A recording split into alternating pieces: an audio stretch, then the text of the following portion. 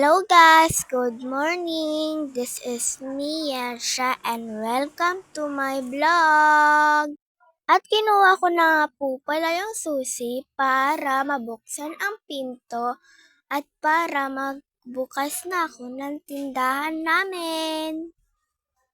At kinuha ko na nga po pala yung panungkit para mabuksan ang aming tindahan. Kinuha ko na nga po pala yung panungkit para mabuksan ang aming tindahan.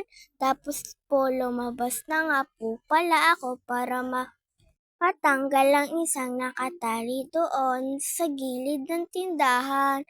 At may lumapit nga po pala sa akin at tinulungan po ako magbukas ng aming tindahan. At wag po kayo mag-alala sa akin dahil siya ang may-ari ng bahay namin. Punta na nga po pala ako sa aming sala para kunin ang mga lalagyan ng pera namin.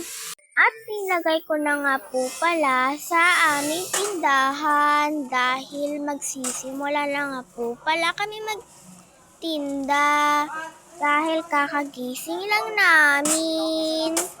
At inayos ko na nga po pala kung saan nakalagay ang lagyanan ng aming perahan.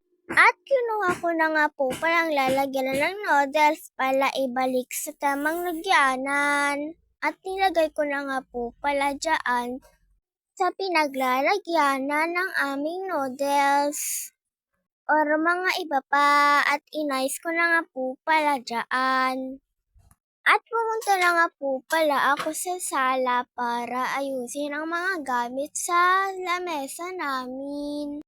At nakikigulo na nga po palang aking kapatid. At pinagtabi-tabi ko na nga po pala ang mga gamit. Sorry po kasi nawala po ako dahil nalaglag yung hinagis ko na plastic yellow. At tinuloy ko na nga po palang paglilinis ng aming lamesa. At kinuha ko na nga po pala ang pamunas dahil may nakita akong marumi na nakadikit sa lamesa at pinunas ko na nga po pala dyan. At inayos ko na nga po pala ang pagpupunas ng aming lamesa at binalik ko na nga po pala ang pamunas dyan sa aming lababo. At sorry po dahil hindi naayos ang pagbibidyo dyan dahil kapatid ko po ang pinagbidyo ko dyan dahil wala po akong videographer.